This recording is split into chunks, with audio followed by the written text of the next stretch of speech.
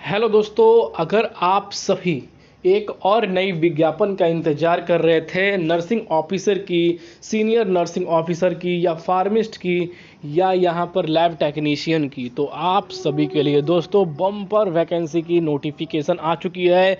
दोस्तों 1700-1800 पोस्टों की यहाँ पर वैकेंसी आई है।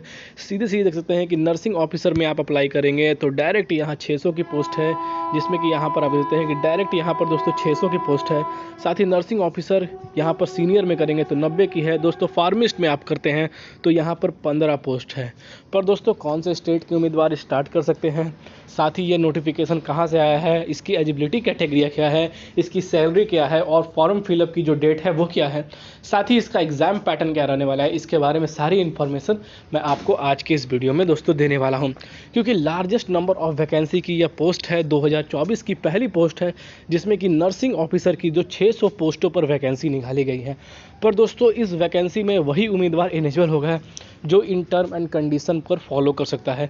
हर एक स्टेट के उम्मीदवार भर सकते हैं, पर इनमें एक ही जो अपडेट है वो रजिस्ट्रेशन की है, जो मैं आप सभी को बताता हूँ। उस पैटर्न पर अगर रजिस्ट्रेशन को किया गया होगा तो कोई भी ऑल ओवर इंडिया के कैंडिडेट इसके अंदर अप्लाई कर सकते हैं।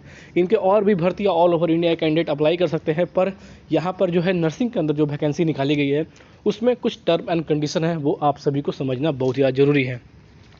तो सबसे पहले दोस्तों यहाँ पर आप देख सकते हैं कि जो यहाँ पर जो ये नोटिफिकेशन जारी की गई है, medical education and research Haryana Panchkula की तरफ से ये नोटिफिकेशन जारी की गई है, जिसमें कि आप देख सकते हैं कि जो यहाँ के जनरल डायरेक्टर हैं उनके द्वारा इस नोटिस को अपडेट किया गया है। जो नोटिफिकेशन डेट है वो 3/1/2024 की निकाली गई है, तो जिसमें कि मैंने आप सभी को दिखा दिया कि इसके अंदर यहाँ पर नंबर ऑफ पोस्ट क्या है। आप सभी के यहाँ पर आप देखते हैं कि जो पोस्ट है वो क्या होने वाली है, किससे कैसे होने वाली है। सबसे पहले दोस्तों आप देखते हैं कि नर्सिंग के 600 पोस्ट हैं यहाँ पर, जिसमें कि आप देख सकते हैं कि सीनियर नर्सिंग ऑफिसर के यहाँ पर जो है 90 पोस्ट है, फार्मिस्ट के यहाँ पर दोस्तों 15 पोस्ट है, और साथ ही दोस्तों लैब टेक्नीशियन के जो पोस्ट हैं वो यहाँ पर 75 पोस्ट हैं, जिसमें कि आप यहाँ पर देख सकते हैं। तो अब इनकी क्वालिफ़िकेशन के बारे में बात कर लेते हैं कि इनकी क्वालिफ़िकेशन क्या है और इसकी जो है एग्ज़ाम कब तक हो सकती है। इसके बारे में सारा डेटा अपडेट कर दिया गया है यहाँ पर दोस्तों। तो सबसे पहले दोस्तों यहाँ पर स्क्रॉल डाउन करके आ जाना है, हमें नर्सिंग के बारे में जानना है। तो 32वें पेज पर हमें हमारी जो है वैकेंसी की अपडेट यहाँ पर मिलेगी। तो यहाँ पर दोस्तों जैसा कि मैं यहाँ पर इनके 32वें पेज पर आ चुका हूँ, जिसमें कि आप देख सकते हैं कि यहाँ पर आप सभी को यह बताया जा रहा है कि जो नर्सिंग ऑफिसर है, यानी कि नर्सिंग ऑफिसर के लिए तो सबसे पहले आपको एमएमसी किया होना ज़रूरी है। किसी भी इंस्टीट्यूट से होना चाहिए जिनकी मान्यता हो, जिनकी जो है मान्यता अच्छी हो, जिनमें यहाँ पर साथ ही आप अगर बीएससी नर्सिंग किए हुए हैं या पोस्ट बीएससी नर्सिंग किए हैं तभी आप इसके अंदर अप्लाई कर सकते हैं।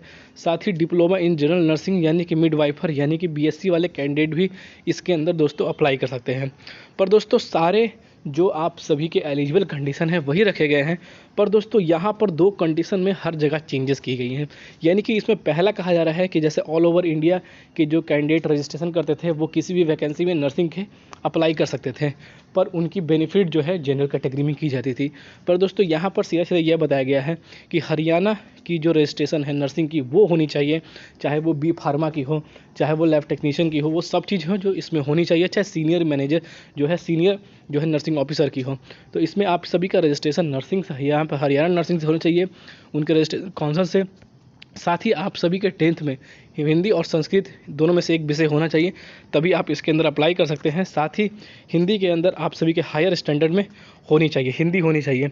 साथ ही दोस्तों अगर हम बात करें यहाँ पर जो आप सभी के जो सीनियर के हैं तो उसमें क्या टर्म एंड कंडीशन है वो भी यहाँ पर आप देते हैं कि दोस्तों इसमें भी सेम कंडीशन बताया जा रहा है कि क्या है, वो मैं आप सभी को बताने वाला हूँ। कि जिसमें कि यहाँ पर आप दोस्तों देख सकते हैं कि इसमें भी सेम कंस्ट्रक्शन रखी गई है कि जो रजिस्ट्रेशन है वो यहाँ पर हरियाणा नर्सिंग काउंसिलर से होना चाहिए, और जो सारी है एमएमसी नर्सिंग से आप किए हुए हैं, बीएससी से किए हुए हैं, डिप्लोमा किए हुए हैं, यहाँ पे बीएससी उम्मीदवार जो है इसके अंदर जो है कर सकते हैं। यहाँ पर जो है आप सभी के प्रमोटेड भी कर सकते हैं यहाँ पर, अगर यहाँ पर आप सभी के पास ये डिग्री या क्वालिफिकेशन इसके अंदर है। तो जिसमें कह सकते हैं कि बताया जा रहा है कि प्रमोशन के लिए आपने अगर मिनिमम 7 ईयर का सर्विस नर्सिंग ऑफिसर में या एमएमसी में आप सभी ये क्वालिफिकेशन है तो इसके अंदर यहाँ पर कर सकते हैं।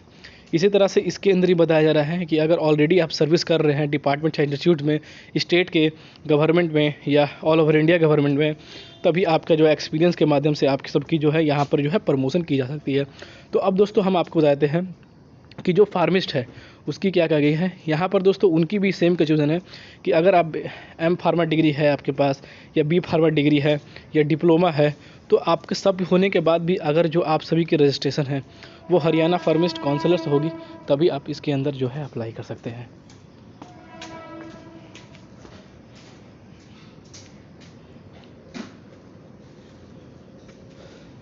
तो इस पैटर्न से दोस्तों आप देख सकते हैं कि जो टेंथ में हिंदी और संस्कृत होनी चाहिए, हाई एजुकेशन होनी चाहिए।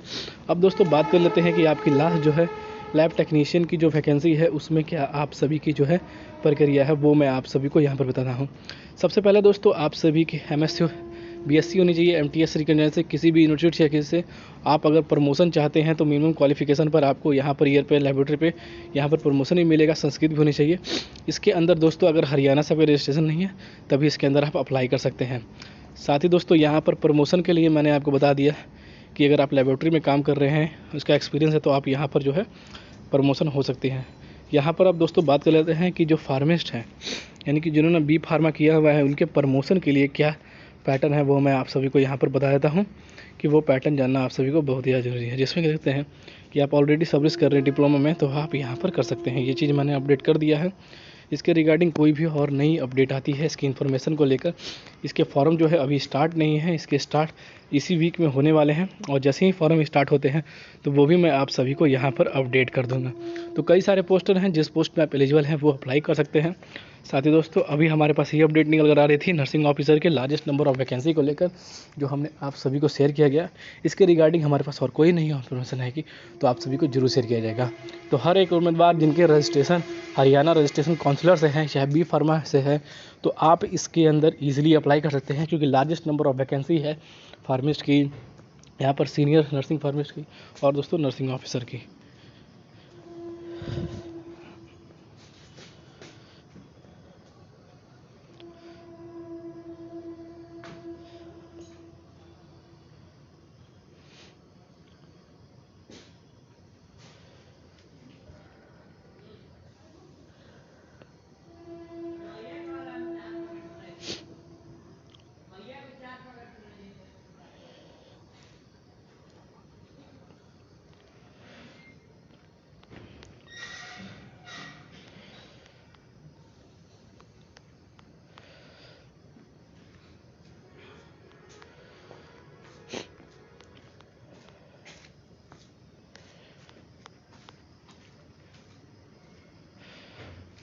तो फिर मिलते हैं दोस्तों आप सभी को नेक्स्ट वीडियो में। तब तक के लिए दोस्तों जय हिंद।